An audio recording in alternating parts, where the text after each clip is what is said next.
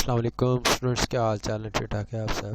अच्छा जी, ये मेरा एफपी ग्रुप है। फर्दर आपको मज़ीद भी इंशाल्लाह क्विज़ वगैरह जो है ना, वो जिस जिस स्टूडेंट के होंगे वो मैं आप लोगों को मेरे इस यूट्यूब चैनल से मिलते रहेंगे। और बाकी कुछ सब्जेक्ट्स के लेक्चर्स भी मैं अपलोड करूँगा बना के, वो भी आपको मिल जाएंगे इसी चैनल पे। और उसके साथ साथ आपको कोई ट्यूशन चाहिए या कोई प्रोजेक्ट तकरीबन मैं हाफ़ प्राइस के अंदर बना के दे रहा हूँ स्टूडेंट्स को, वो भी एक है मेरे पास ऑफ़र। वो भी आप अगर चाहते हैं तो उसकी लास्ट डेट 25 है, आप तब तक कर सकते हैं वेल उसको भी। अच्छा, ये एक स्टूडेंट का क्विज़ आया हुआ था, तो इसको करते हैं स्टार्ट। लेकिन ये अभी अनसॉल्व्ड होंगे, सारे अनसॉल्व्ड होंगे, क्योंकि मेरा मकसद सिर्फ आप लोगों को एक वो क्वेश्चन वगैरह अभी शो करना है। बाकी सॉल्व जो होंगे ना, वो भी इंशाल्लाह वो मैं आप इधर अपलोड कर दिया करूँगा। फ़िलहाल ये अनसॉल्व्ड होंगे, मैं कोई भी आपको शो नहीं करूँगा जो भी इसका आंसर होगा। ये आप क्वेश्चन अगर आपने देखना चाहें तो आप देख सकते हैं कौन कौन से क्वेश्चन हैं। अच्छा जी, पहला क्वेश्चन ये है, कहता कि इन चीज़ों में से कौन सी हैं? We collect same type of information from different respondents and different times. ठीक हो गया जी, ये इसके क्वेश्चन हैं, इसमें से आप देख लें जो आपको बेहतर लगता है रेलेवेंट। क्वेश्चन नंबर 2 आ गया जी, which of the following variables may have some effect upon a dependent variable but yet is not an independent variable। अब ये इसके तीन ऑप्शन हैं, इन तीन में से अगर कोई है या नन कोई भी नहीं है, या आप इसको देख लें जो भी आपको इसमें से इजी लगता है, जो रेलेवेंट लगता है आपको कि ये इसका आंसर है। ठीक हो गया ना। बेसिक मकसद ये है कि सिर्फ आपको क्वेश्चंस अभी शो करवाने हैं, आप लोग देख लें। ये आपके मतलब ये रिपीट भी होते रहते हैं मोस्टली ना क्वेश्चंस वगैरह, तो आप इससे अपना आइडिया ले सकते हैं। सॉल्व वाला जो है ना वो फ़िलहाल नहीं, वो भी इंशाल्लाह जल्दी उसको जो है ना मैं स्टार्ट करूँगा। फ़िलहाल अनसॉल्व ये आपको मैं दिखा रहा हूँ क्वेश्चंस। तीसरा आ गया जी, basic and applied research are the classification of research on the basis of. ये देख लें आप, चार में से जो सा भी आपको इजी लगता है, जो रेलेवेंट है, आपको लगता है कि ये वाला रेलेवेंट है, इसको आप कर सकते हैं, इसको देख लें।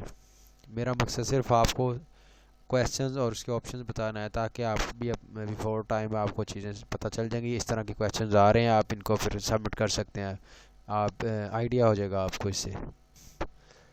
विच of the following is a concept? All of the human resource management, leadership, motivation. ये आप देख लें, इसमें से जो भी आपको लगता है। विच of the following is a concept? कौन सी चीज़ जो है ना वो एक कॉन्सेप्ट है, ये देख लें आप। आल आ जाएगा या जो भी इसके अंदर आ जाएगा। वैसे मोस्टली मैंने एक चीज़ आपको एक मैं ना हिंट दे दूँ, अक्सर औकात 90% ऐसा होता है कि जिस क्वेश्चन के अंदर आए ना ऑल ऑफ, जिस तरह ये है, उसके अंदर मोस्टली मैंने ये आपको मैं बता रहा हूँ चीज़, हिंट दे रहा हूँ कि उसके अंदर मोस्टली वो ऑप्शन होती है all of the given options, या फॉलोइंग आल के, जो भी आल के अंदर आ जाएगा।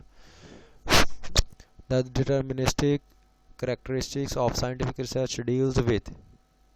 ये आप देख लें, आपको जो भी इसके अंदर लगता है कि ये रेलेवेंट है इसका आंसर, तो आप उसको पुट कर दें। Study conduct by Pepsi is to find out impact of salary on employees turnover. Employees के टर्नओवर का जो है ना, मतलब कि स्टडी इस सैलरी का इम्पैक्ट उन्होंने देखना था एम्प्लॉयज़ के टर्नओवर पे जो है ना, उसके अबाउट उन्होंने एक स्टडी की थी, रिसर्च की थी। व्हाट लेवल, कहता है कौन सा उसका लेवल था। Study conducted by Pepsi, Pepsi की तरफ से जो कंडक्ट हुई थी रिसर्च या study to find out impact of salary on employees turnover is defined is studies at which level. देख लें कौन सा लेवल था इसका, आपको बेहतर पता है इसका। ठीक हो गया जी। कुछ क्वेश्चंस का आंसर का मुझे भी पता है, लेकिन मेरा फ़िलहाल यही है कि आपको कम्प्लीटली अनसॉल्व ही दिखाए जाएँ। सॉल्व का भी इंशाल्लाह सून जो है ना इसको स्टार्ट करते हैं। Statement concern with the logical relation among the concepts is called. देख लें इसके अंदर आपको जो भी लगता है कि ये वाला इसका आंसर होगा। अच्छा जी, आठवां है, realities observed through sensory experience are said to be. देख लें कौन सा इसके अंदर बनेगा, एम्पेरिकल, क्यूमुलेटिव, डिटर्मिनिस्ट और ऑब्जेक्टिव।